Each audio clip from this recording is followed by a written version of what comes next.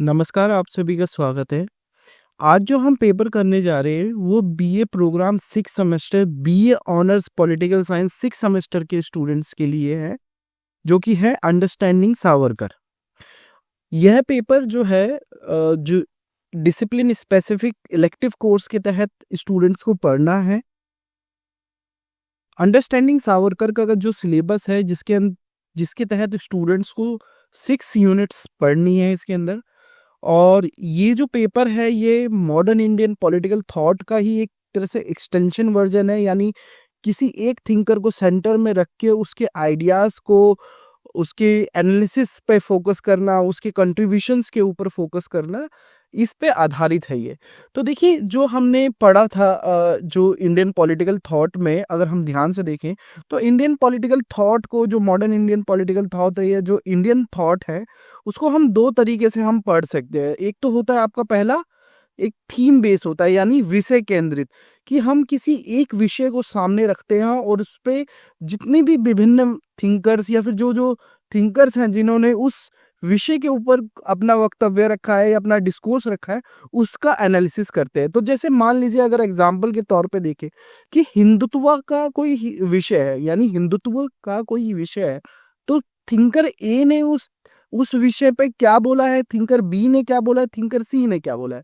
तो ये होता है हमारा विषय आधारित विश्लेषण, यानी थीम बेस्ड एनालिसिस।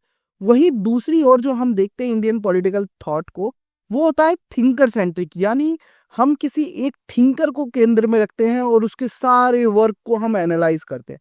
तो जैसे ये जो पेपर है अंडरस्टैंडिंग सावरकर, अगर हम ध्यान से देखें तो अंडरस्टैंडिंग सावरकर, यानी सावरकर यहाँ पे केंद्र है, जो मेन जो थिंकर है वो सावरकर हैं।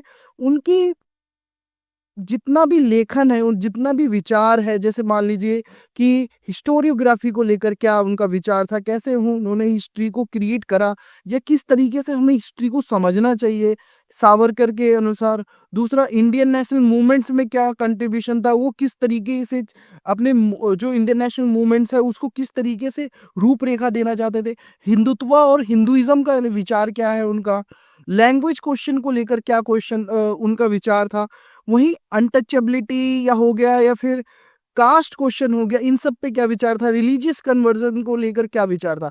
इन सभी थीम्स को हमें करना है इस थिंकर के अंतर्गत।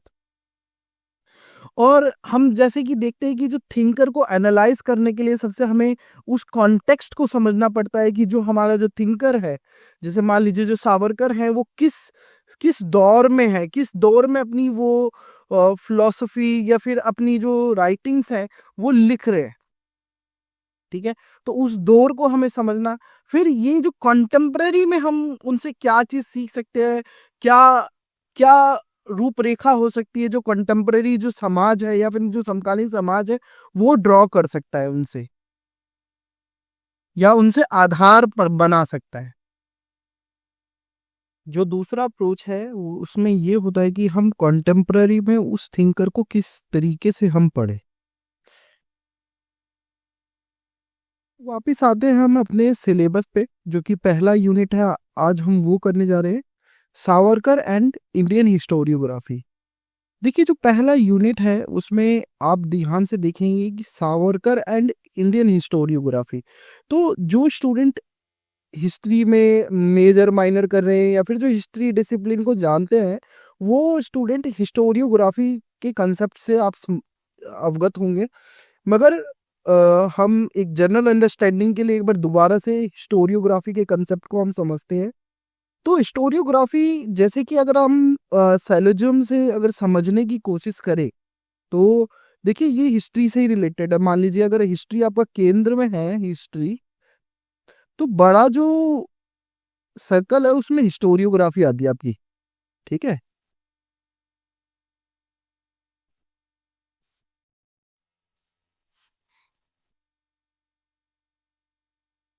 तो इसका मतलब ये है कि सबसे पहले आपको हिस्ट्री को अच्छे से समझ रहा होगा कि आप हिस्ट्री से समझते क्या हैं। देखिए, एक सामान्य धारणा क्या होती है हिस्ट्री को लेकर हम सब में, जो है, जो हमारी अंडरस्टैंडिंग होती है हिस्ट्री को लेकर, कि इट इज अबाउट पास्ट। ये क्या है, हमारे प्राचीन से संबंधित है, यानी जो हमारा पुराना है, यानी जो पास्ट है, जो भूतकाल है उससे संबंधित होता है, ठीक है। और यह क्या होता है कि जो फैक्ट है, जो पास्ट के हमारे पास क्या क्या जो एविडेंस है वो अवेलेबल है, जो फैक्ट ऑफ द पास्ट। और तीसरा, स्टोरीज अबाउट पास्ट, मतलब जो फैक्चुअल स्टोरीज है। तो ये सब चीजें हमारी एक अंडरस्टैंडिंग होती है जिसे हम बोलते हैं ये कॉमन अंडरस्टैंडिंग है हिस्ट्री को लेकर। क्या सबसे पहले ये भूतकाल की बात करता है, ये भूतकाल में जितने भी हमारे पास एविडेंसेस हैं यानी जो साक्ष्य हैं। तीसरा, हमारे पास जो कहानियां हैं, जो पास्ट की जो फैक्चुअल स्टोरी है कि ऐसा ऐसा हुआ, तो ये इससे संबंधित होता है हिस्ट्री, जो कि ठीक है, जायज है, एक टाइम तक जायज है। मगर हम जैसे ही डिसिप्लिन की ओर अग्रसर होते हैं, यानी डिसिप्लिन के सेंस में अगर हम हिस्ट्री को देखते हैं, तो history is a work of historian. ठीक है, सिंपल सा, history is a work of historian. कि ये जो हिस्ट्री होती है, अगर डिसिप्लिन के तौर पे देखें तो हिस्ट्री क्या है, जो भी हिस्टोरियन है, जो इतिहासकार है, उनके काम को हम हिस्ट्री बोलते हैं।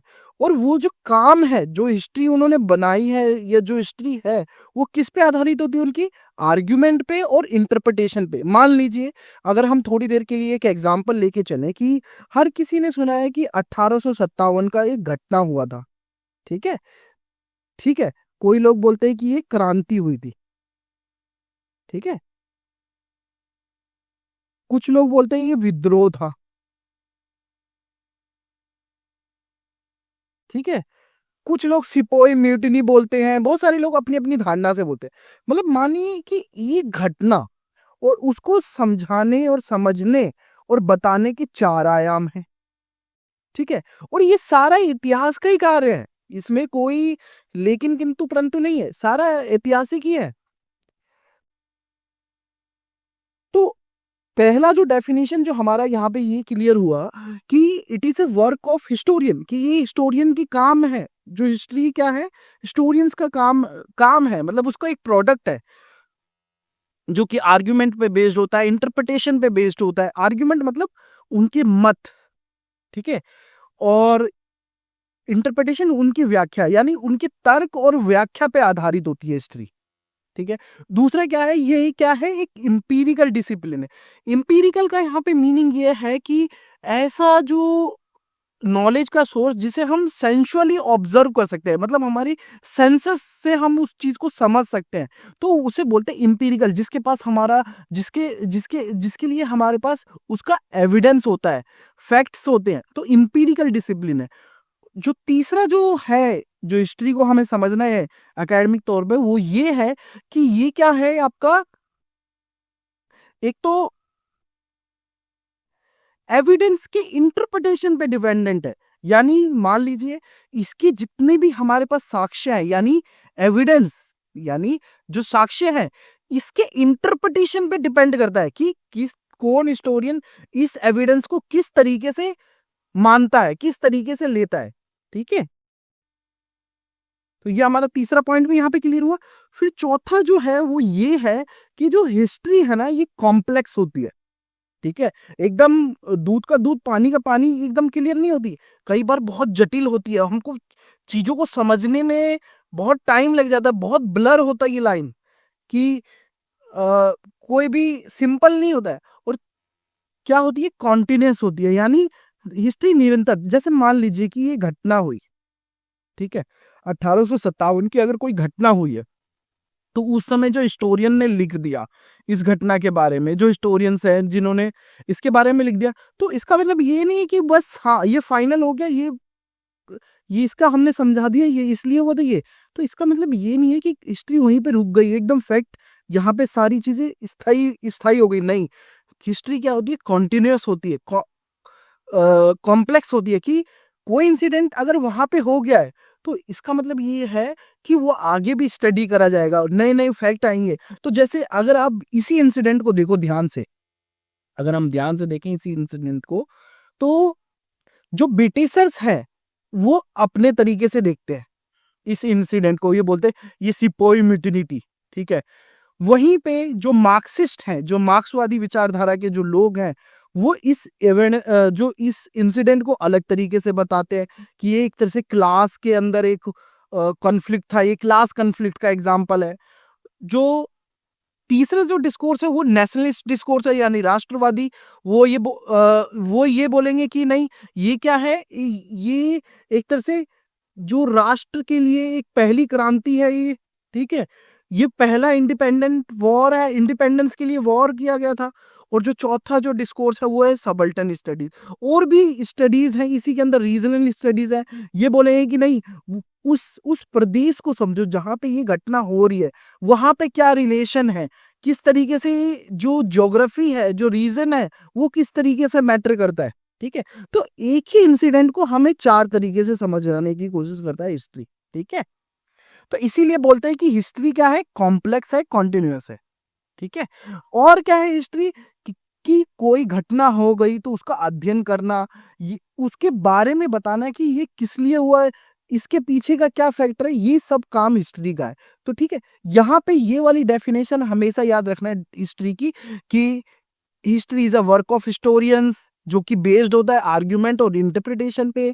यह एक इंपीरिकल डिसिप्लिन है, यानी अनुभवजन्य विषय है। ठीक है, यह साक्ष्यों पे आधारित होता है, उनकी इंटरप्रिटेशन, उनके साक्ष्य की व्याख्या पे आधारित होता है। और जो चौथा है वो क्या है, कॉम्प्लेक्स, यानी हिस्ट्री बहुत जटिल है और निरंतर है। ठीक है, तो ये हुआ हमारा हिस्ट्री का डेफिनेशन, जो हम यहाँ पे ऐड करेंगे इन सब चीजों को, हिस्टोरियन वाला, ये सारी चीजें। अब हम आते हैं कि हिस्टोरियोग्राफी क्या होती है। ठीक है, अगर सिंपल सेंस में बात करूं, देखो हिस्टोरियोग्राफी हिंदी में क्या बोलेंगे, इतिहास लेखन। अगर मैं लिखूं यहाँ पे इतिहास लेखन, ठीक है, तो इतिहास लेखन क्या है, it is a history of history. क्या है, हिस्ट्री ऑफ हिस्ट्री। यहाँ पे ये वाले पॉइंट्स तो आप देख लीजिएगा जो हमने अभी डिस्कस करे। तो हम हिस्टोरियोग्राफी की बात करते हैं। देखिए, जो हिस्टोरियोग्राफी है ना, इसमें हम बात करती कि जो हिस्ट्री है ना, एक पर्टिकुलर जो हिस्ट्री है वो किस तरीके से लिखी गई है, हाउ इट इज रिटन, कौन से मेथड्स यूज करें, कौन से मेथड्स, कोई पर्टिकुलर हिस्ट्री लिखी गई है। मान लीजिए वही वाला हमारा एग्जांपल है 1857 का जो है, जो घटना है, इस इसको समझाने के लिए जो कोई भी इतिहासकार अगर इस इंसिडेंट के बारे में लिख रहा है, तो उसने कौन से मेथड्स को अप्लाई करा है। ठीक है, किस तरीके से फैक्ट को इंटरप्रेट करा है, जो फैक्ट्स हैं। मान लीजिए ये घटना हुई, तो उसके तो कुछ तो साक्ष्य होंगे ना, साक्ष्य किसी भी तरीके से हो सकते हैं। ठीक है, लोगों की मेमोरी में हो सकते हैं, बहुत सारी तरीके से हो सकते हैं, या फिर कोई रिटर्न ऑर्डर था। ठीक है, तो जो फैक्ट है उनको किस तरीके से इंटरप्रेट करा गया, इसको समझना होता है हिस्टोरियोग्राफी में। कि फिर उसके बाद अगर कोई हिस्टोरियन इस पर्टिकुलर इंसिडेंट के ऊपर लिख रहा है, तो उसके बाद वो कौन सा नरेटिव क्रिएट कर रहा है, इसकी भी जांच करता है।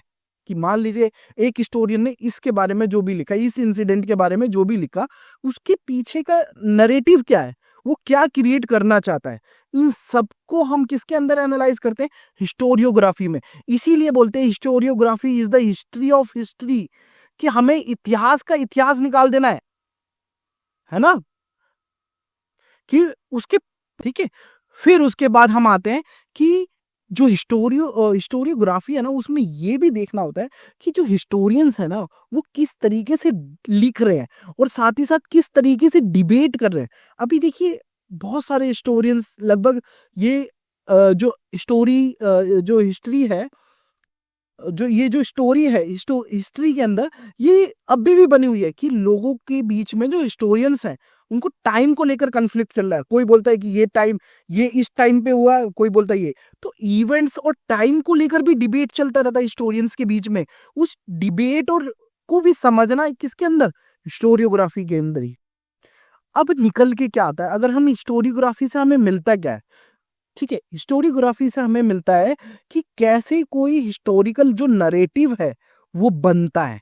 ठीक है, कैसे बनता है हिस्टोरिकल नरेटिव। दूसरा, हमें ये पता चलता है कि कोई पर्टिकुलर हिस्ट्री के अंदर क्या क्या बाइसेस हैं, यानी क्या क्या पक्षपात है।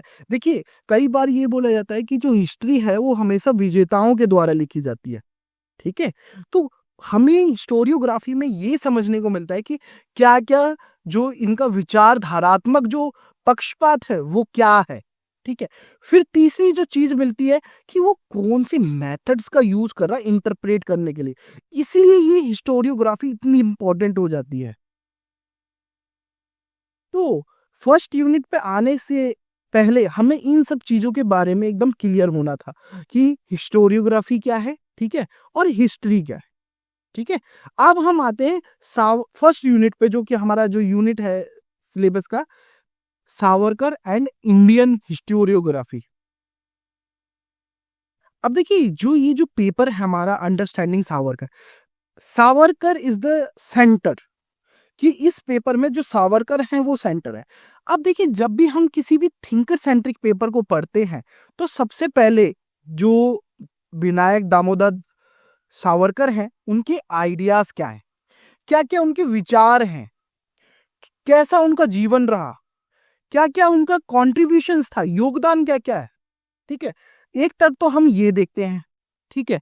फिर दूसरी तरफ अगर हम इस पेपर को ध्यान से देखें, अंडरस्टैंडिंग सावरकर, तो इसके पीछे अजम्पशन क्या है, कि क्या इस पेपर के माध्यम से जो कोर्स है, जो बीए प्रोग्राम या फिर बीए ऑनर्स, वो क्या चीजें प्रोवाइड कराना चाहता है स्टूडेंट्स को।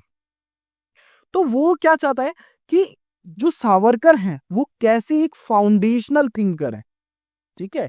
जो मॉडर्न पॉलिटिकल थॉट है उसके अंदर सावरकर की क्या पृष्ठभूमि है, कैसे वो एक आधारभूत विचारक है इंडियन फ्रीडम मूवमेंट में, या फिर जो भारत के इतिहास लेखन की जब बात आती है तो Savarkar as a foundational thinker इस चीज के बारे में बात करते हैं, बात करेगा ये पेपर। जो पेपर का अजम्पशन भी यही है, ठीक है।